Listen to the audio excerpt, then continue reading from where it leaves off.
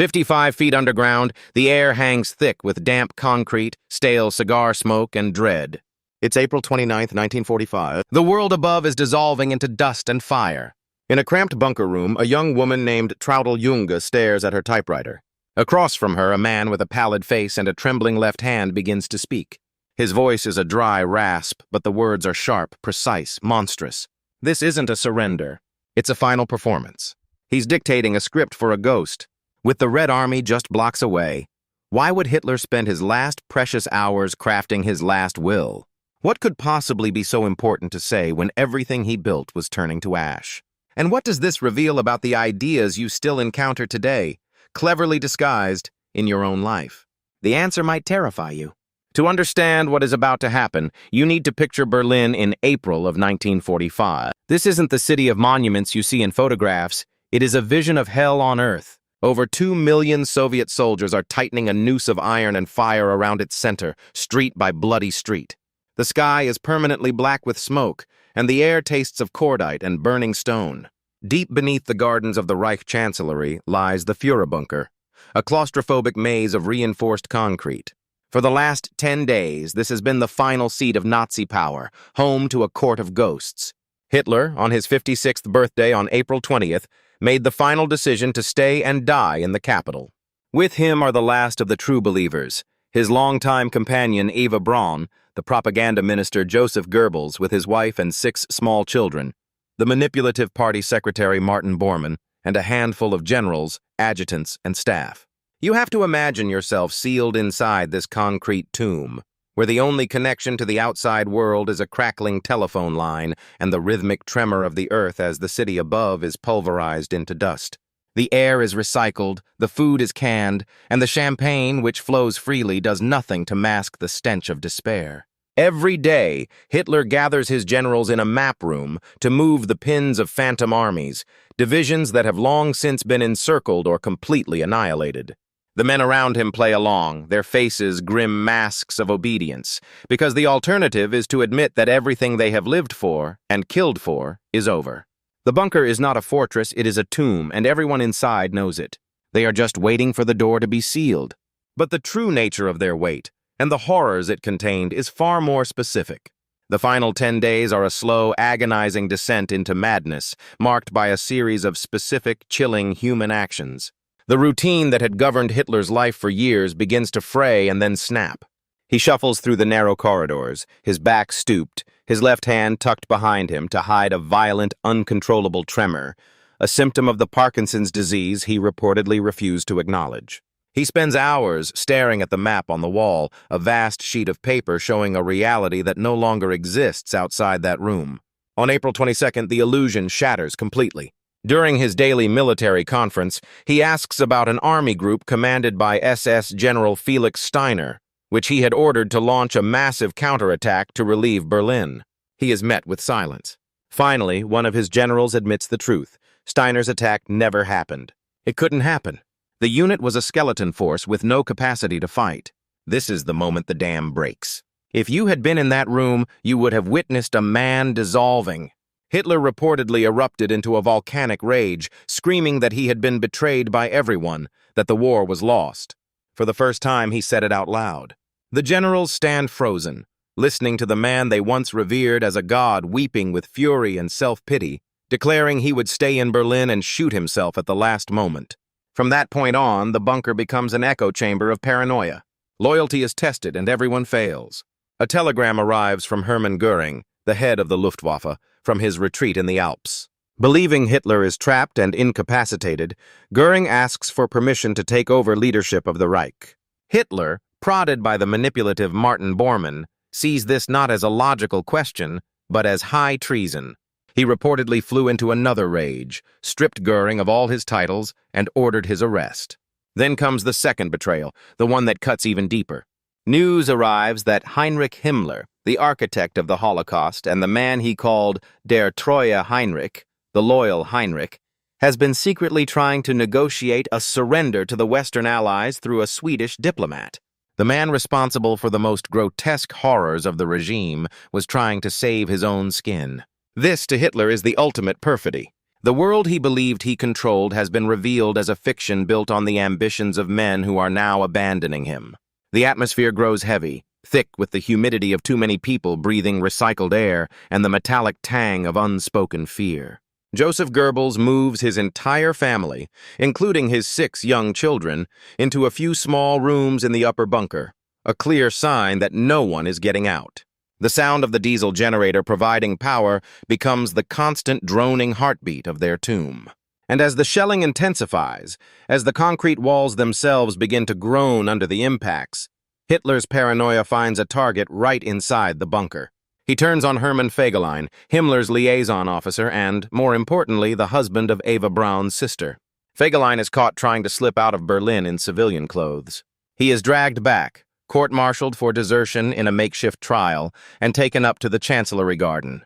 The sound of the single gunshot is barely audible over the symphony of war. Hitler had just had his own brother-in-law executed.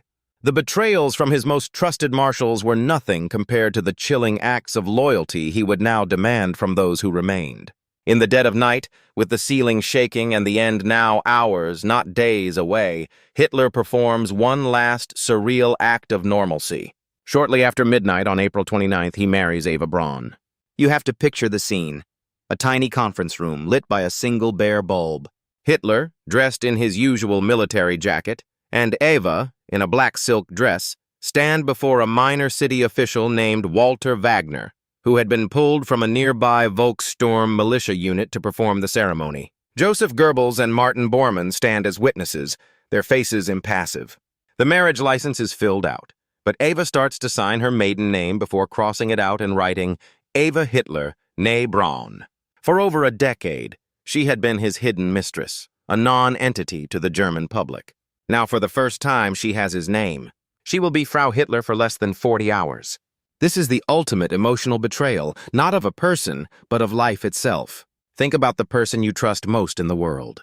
Now imagine them asking you to formalize your bond not as a promise of a future together, but as the prelude to a shared death. This was not a celebration of love. It was the chilling, bureaucratic formalization of a suicide pact. For everyone else in that bunker, it was the final, unambiguous signal. There was no escape plan. The fantasy was over. All that was left was to follow the Führer into the abyss. But the final acts of this drama were far more calculated than a simple surrender to fate. What happens next reframes everything. You might think the final hours were a descent into panicked chaos, but the truth is far more disturbing.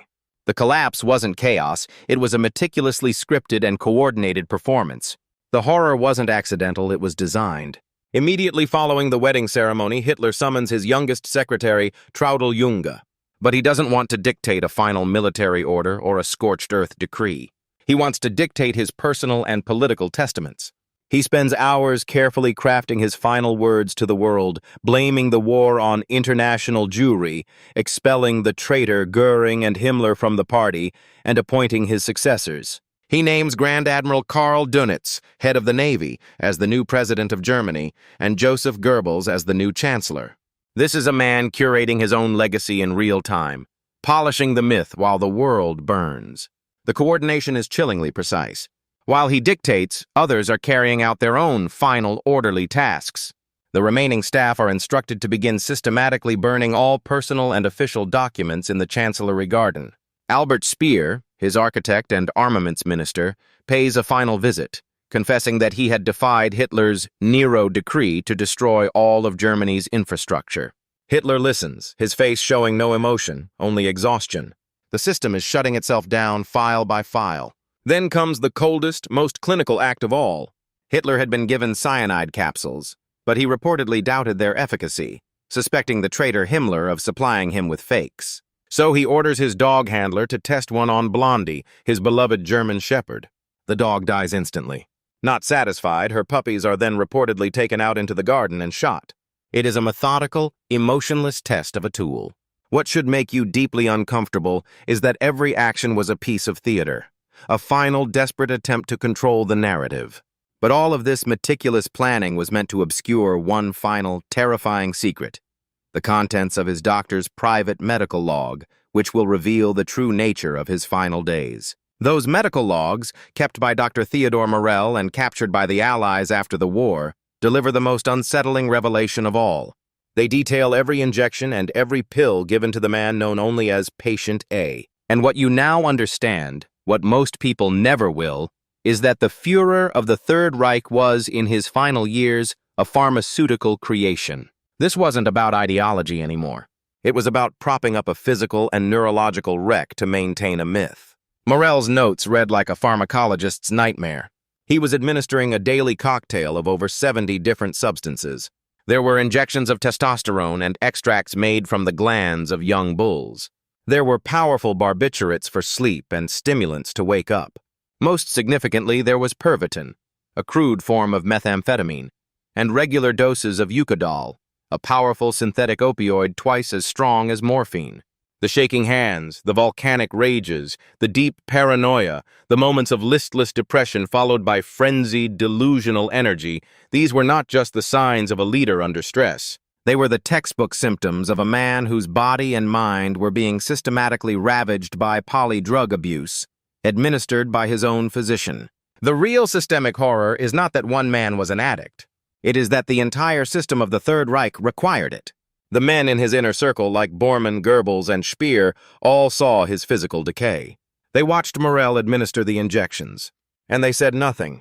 They actively participated in maintaining the grotesque illusion, because the myth of the infallible, godlike Führer was the only thing holding their collapsing world together.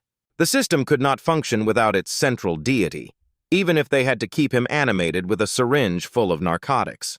Totalitarianism isn't just born from the evil of one man. It is sustained by the collective, desperate cowardice of those who need the lie to survive, who will do anything to protect the fiction, even as the flames are licking at the door of the bunker. This is the truth that the carefully dictated testament was designed to bury forever. The unwavering ideologue was a hollowed-out man, a passenger in a body kept running on chemicals, the trembling, empty center of a cult that couldn't bear to let its god die a natural human death. The answer to the question you've been sitting with this entire time is now brutally clear. Why did Hitler spend his last sane, lucid moments on Earth dictating his last will and testament? Because he knew the truth of his own pathetic physical state. He knew the man in the mirror was a shaking, gray-faced invalid, kept upright by a cocktail of drugs. The political testament wasn't a confession, it was an act of profound deception. It was his final piece of propaganda, designed to erase the real, decaying man and replace him with an indestructible myth. He was creating a scripture for the future, a clean, purified version of his ideology, divorced from the messy, trembling, drug-addled reality of its creator. He was meticulously crafting the ghost he wanted to haunt the world with. It was a final, desperate gamble to ensure that the idea of Hitler, the martyr who was betrayed by a world that wasn't ready for him, would survive the death and cremation of the man.